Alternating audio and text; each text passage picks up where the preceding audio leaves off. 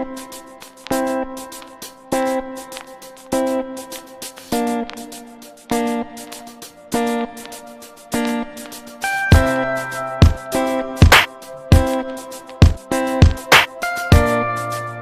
kali ini Agi akan bagikan media pembelajaran tentang perkembangbiakan tumbuhan secara vegetatif alami.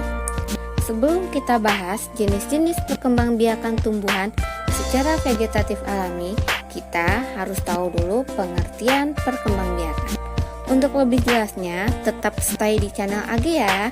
Jangan lupa like, komen, serta subscribe. Terima kasih. Ada yang tahu apa itu pengertian perkembangbiakan? Yuk kita cari tahu. Perkembangbiakan adalah proses bertambahnya jumlah makhluk hidup atau kemampuan makhluk hidup untuk menghasilkan individu baru yang sifatnya sama atau menyerupai induknya. Contohnya, pohon pisang mengalami proses perkembangbiakan sehingga jumlahnya bertambah dari 1 menjadi 2 atau 3 pohon pisang. Sekarang kita sudah paham pengertian perkembangbiakan tumbuhan. Nah, kita masuk lagi kepada jenis-jenis perkembangbiakan tumbuhan. Perkembangbiakan tumbuhan ada 2 jenis. Yang pertama, perkembangbiakan secara vegetatif atau secara tidak kawin. Yang kedua, perkembangbiakan secara generatif atau perkembangbiakan secara kawin. Perkembangbiakan vegetatif merupakan perkembangbiakan yang memanfaatkan bagian tubuh tumbuhan tanpa melewati proses perkawinan. Tumbuhan baru yang terbentuk berasal dari perkembangan bagian tertentu dari tubuh tumbuhan induk. Perkembangbiakan tumbuhan secara vegetatif dibagi menjadi 2 macam, yaitu perkembangbiakan vegetatif alami dan perkembangbiakan vegetatif buatan. Perkembangbiakan vegetatif secara alami terjadi tanpa adanya bantuan oleh manusia. Perkembangbiakan tumbuhan secara vegetatif alami ada 8 macam, yaitu spora, umbi lapis, umbi akar, umbi batang, akar tinggal atau rizoma, stolon atau geragi, tunas, tunas adventif.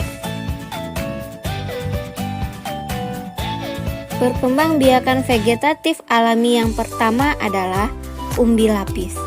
Umbi lapis adalah pelepah daun tipis yang berlapis-lapis. Pada bagian atas umbi akan tumbuh daun, sedangkan pada bagian bawah umbi akan tumbuh akar serabut yang membentuk cakram. Contoh tumbuhan yang berkembang biak dengan umbi lapis adalah bawang merah, bawang putih, bunga tulip, dan bunga bakung. Perkembangbiakan tumbuhan secara vegetatif alami yang kedua adalah spora. Spora adalah sel-sel yang terbungkus oleh lapisan tipis sebagai pelindung. Spora dikenal sebagai alat persebaran biji pada tumbuhan berpembuluh. Apa saja contoh tumbuhan yang berkembang biak dengan spora? Yaitunya lumut, paku atau tumbuhan pakis, dan suplir. Perkembangbiakan vegetatif alami yang ketiga adalah umbi akar. Umbi akar adalah perkembangbiakan tumbuhan yang memanfaatkan bagian akar sebagai alat perkembangbiakan. Selain itu, akarnya dijadikan sebagai tempat untuk menyimpan cadangan makanannya. Contoh tumbuhan yang berkembang biak dengan umbi akar adalah singkong, wortel, lobak, dan bunga dahlia. Perkembangbiakan vegetatif alami yang keempat adalah umbi batang. Umbi batang merupakan cara perkembangbiakan tumbuhan dengan cara batangnya tumbuh di dalam tanah. Selanjutnya, batang tersebut akan mengembang dan membentuk suatu umbi. Fungsi umbi ini adalah sebagai tempat menyimpan cadangan makanan dalam bentuk karbohidrat. Contoh tumbuhan yang berkembang biak dengan umbi batang adalah kentang, bengkuang, dan ubi jalar.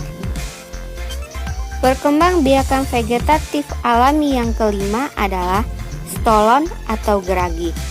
Geragi merupakan proses perkembangbiakan yang mana bagian batang pada tumbuhan tumbuh secara mendatar di bagian permukaan tanah.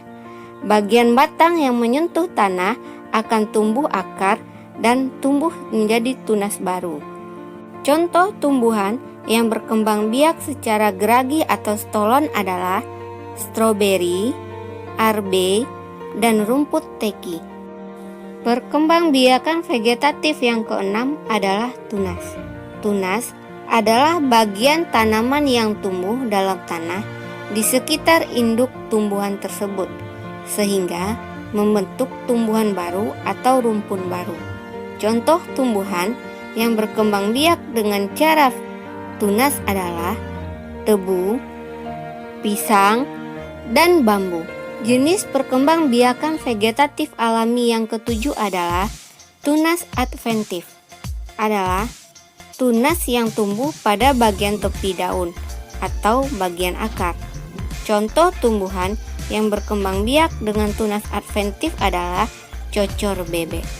Perkembangbiakan vegetatif alami yang kedelapan adalah rizoma atau akar tinggal. Akar tinggal merupakan bagian batang yang tumbuh mendatar di dalam tanah dan menyerupai akar dengan batang yang berbentuk beruas-ruas. Di setiap ruas dapat tumbuh tunas. Bagian yang menghubungkan tumbuhan satu dengan yang lainnya disebut dengan rizoma. Rizoma yang menghubungkan tumbuhan tersebut bukanlah akar, yang sebenarnya adalah batang yang tumbuh mendatar di dalam tanah.